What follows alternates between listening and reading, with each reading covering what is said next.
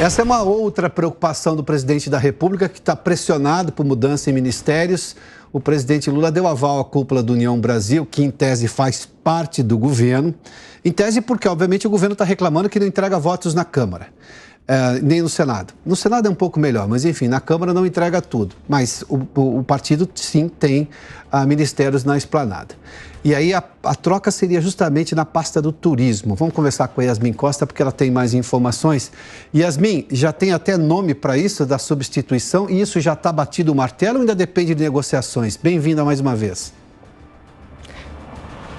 Obrigada, Piotr. Mais uma vez, boa tarde para todo mundo que está com a gente. Olha, a ideia do presidente do partido, Luciano Bivar, é defender o nome de Celso Sabino, do União Brasil, do Pará, porque ele tem um bom trânsito ali dentro da Câmara dos Deputados, é um parlamentar que consegue ter conversas privadas com o presidente da Câmara dos Deputados, Arthur Lira, e também agrada o próprio líder do União Brasil dentro da Câmara, Elmar Nascimento. Esse nome de Celso Sabino é um nome que tem mais, que garante um maior apoio, vamos dizer assim, dentro do próprio partido. E no caso da ministra do Turismo, Daniela Carneiro, o nome dela já não é tão bem quisto por todas as alas da legenda, principalmente por conta do envolvimento do marido dela com supostas irregularidades no Rio de Janeiro, e também depois que o marido da ministra do Turismo deixou União Brasil para se filiar ao Republicanos. O prefeito de Belford Roxo, Vaguinho,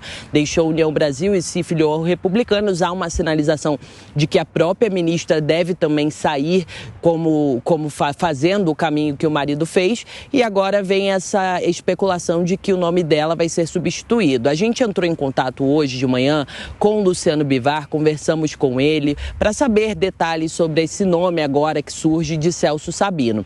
Ele disse o seguinte, que o nome de Celso Sabino goza de muito prestígio dentro da legenda, é um nome que ele sim vai defender, e que ele ouviu que os parlamentares dentro do União Brasil preferem que, se for para escolher um ministério, se for para escolher, realmente eles querem que saia a ministra do Turismo, Daniela Carneiro. Mas Luciano Bivar, o presidente do União Brasil, também disse o seguinte, a defesa do União Brasil é por Celso Sabino, mas quem bate o martelo, ele ainda disse assim, a bola, a caneta está com o Palácio do Planalto, e quem decide efetivamente é o Palácio do Planalto. Na semana passada, o presidente Lula teve reuniões com Elmar Nascimento, que é o líder da legenda na Câmara dos Deputados. A sinalização é efetivamente de que eles querem Celso Sabino, concordam com o nome de Celso Sabino, mas é como eu disse, quem decide mesmo, quem bate o martelo, é o Palácio do Planalto. E essa também, Piotr, é uma tentativa de tentar apaziguar os ânimos, vamos dizer assim. Por quê? Porque dentro do partido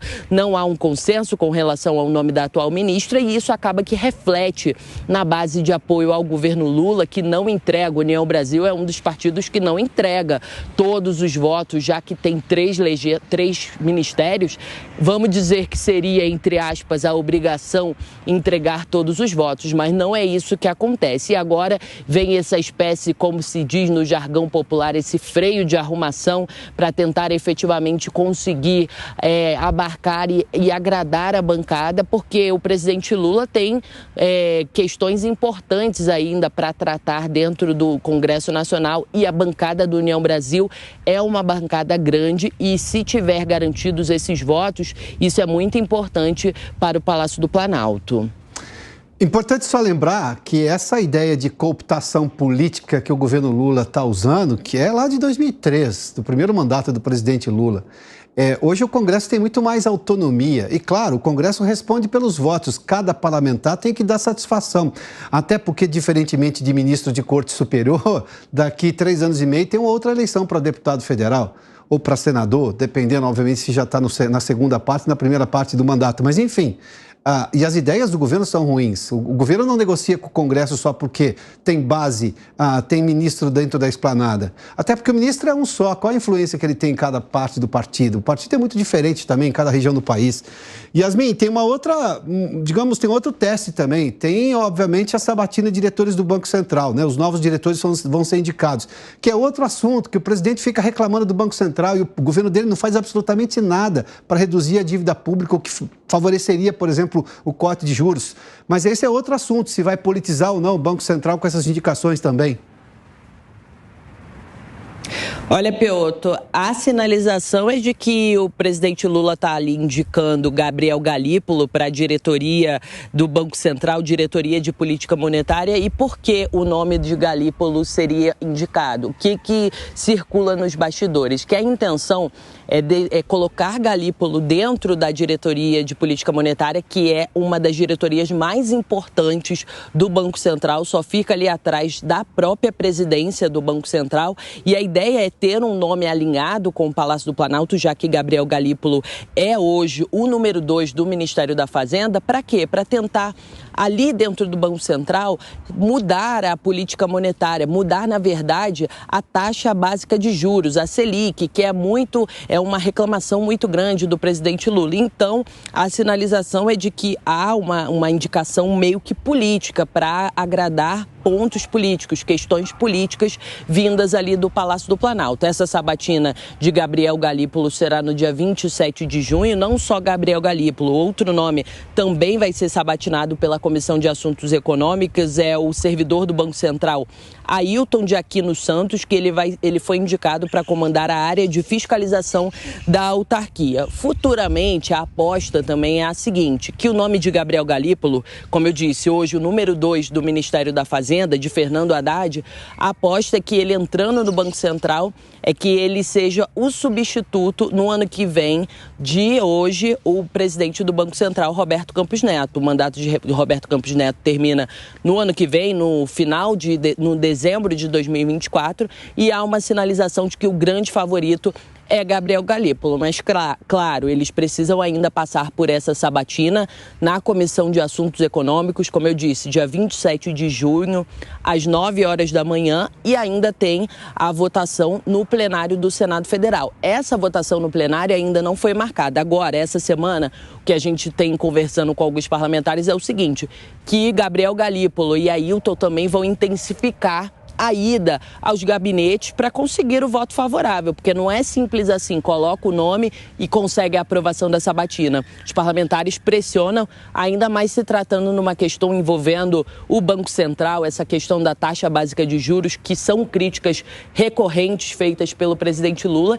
Então tem parlamentar dizendo que vai ali apertar os dois indicados ao Bacen para que eles vejam efetivamente como será a condução dos dois se forem aprovados para os cargos. Yasmin Costa, obrigado, viu? Obrigado pela sua participação, as informações. Vamos continuar nesse assunto. O Cláudio Dantas já está conosco lá em Brasília. Vamos trazer o Dantas para a gente bater um papo sobre o tema aqui também. Oi, Dantas, seja bem-vindo. Boa tarde. Boa tarde, Pioto. Boa tarde a toda a nossa audiência. O Dantas, eu já vou começar por esse segundo tema que a Yasmin nos trouxe. No Senado, a situação do governo é bem mais fácil. Há digamos, um Senado governista, a começar do presidente da casa, que não incomoda o Palácio do Planalto em praticamente nada. Há pouco eu mostrei aqui, por exemplo, o tempo para votar, por exemplo, aquela derrubada dos decretos presidenciais no saneamento. Já são 36 dias de votação na Câmara, o Senado, nem tchum. Aí vamos para a questão do marco temporal, que também já são 6 dias, alguma coisa assim, desde a semana passada. Não, 8 dias, alguma coisa assim, também nada. Neste caso, especificamente, a gente vai ver um Senado dócil também em relação à indicação do novo diretor do Banco Central? Sem dúvida, Pioto. A Comissão de Assuntos Econômicos ela é formada majoritariamente por integrantes da base do governo. Nós temos lá o PSD, que inclusive domina ali a mesa da Comissão de Assuntos Econômicos, responsável por esta sabatina. Temos também o MDB, temos o União Brasil, temos também o Podemos e o PSDB e o PDT. Majoritariamente, MDB e União Brasil e Podemos dominam, junto com o PSD, dominam a comissão. Considerando essa modificação que está sendo feita na pasta do turismo, né, do União Brasil, que a gente estava comentando ainda há pouco aí, a Yasmin trazendo a informação, a gente tem mais detalhes também por aqui, o fato é que o governo está garantindo também que não haja qualquer tipo de problema, qualquer tipo de embaraço para a aprovação dos nomes dos dois diretores para o Banco Central. Agora, está resolvido esse imbróglio com a União Brasil, especificamente no caso da União Brasil, porque isso também passa por algum apoio que ele possa ter lá no Senado, ou seja, de ter uma base mais forte.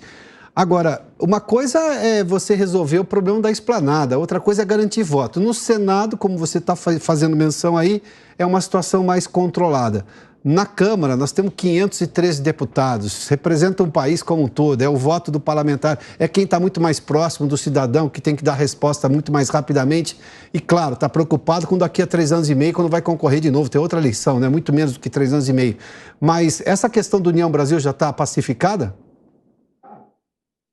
Bom, eu diria que pacificar o União Brasil é quase um desafio na sua gênese, porque é um partido que surgiu da fusão do DEM, né, aí com o... agora me fugiu a sigla.